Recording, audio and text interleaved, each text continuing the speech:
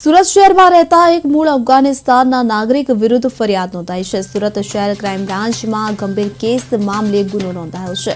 આ મામલે શહેર ક્રાઇમ બ્રાન્ચે આરોપી મોહમ્મદ આમિર જાવેદ ખાનની ધરપકડ કરી છે। આરોપીએ ભારતીય નાગરિકતા સ્થાપિત કરવા માટે નકલી જન્મ પ્રમાણપત્ર બનાવ્યું હતું। ત્યારબાદ તેના આધારે ખોટી રીતે ભારતીય પાસપોર્ટ, આધાર કાર્ડ, પાન કાર્ડ અને ચૂંટણી કાર્ડ જેવા મહત્વના દસ્તાવેજો બનાવવાનો આરોપ લગાવવામાં આવ્યો છે। શ્રમ અધિકારીની કાર્યવાહી બાદ આ સમગ્ર કૌભાંડનો પર્દાફાશ થયો છે। આ કાવતરા અને ખોટા દસ્તાવેજો બનાવવા બદલ મોહમ્મદ આમિર જાવેદ ખાન અને તેના વોન્ટેડ સાગરીત અગજાન વિરુદ્ધ ભારતીય ન્યાય સંહિતા તથા ભારતીય પાસપોર્ટ એક્ટ 1967ની કલમ 12(1) મુજબ ગુનો દાખલ કરવામાં આવ્યો છે।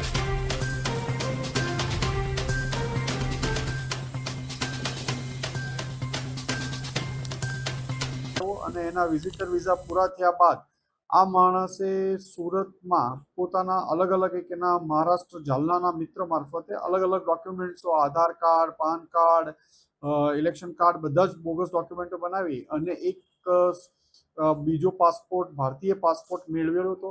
આ ભારતીય પાસપોર્ટ મેળવ્યા બાદ પણ આ ભારતીય પાસપોર્ટ ઉપર યુએઈ, અફઘાનિસ્તાન એ ટ્રાવેલિંગ પણ કરી ચૂક્યો છે અને ગઈકાલે ક્રાઇમ બ્રાન્ચની ટીમે ઇન્ફોર્મેશનના આધારે એની ધરપકડ કરી છે। એની પાસેથી બોગસ પાસપોર્ટ અને બોગસ ડોક્યુમેન્ટો કબજે કરવામાં આવ્યા છે અને એને અહીંયા રહેવા પાછળનો ઈરાદો, ઇન્ટેન્શન, કેટલા ટાઈમથી અહીંયા રહેતો હતો, શું કામ કરતો હતો, કોના કોના સંપર્કમાં હતો વગેરે બાબતો ઉપર એની પૂછતાછ ચાલુ છે અને એના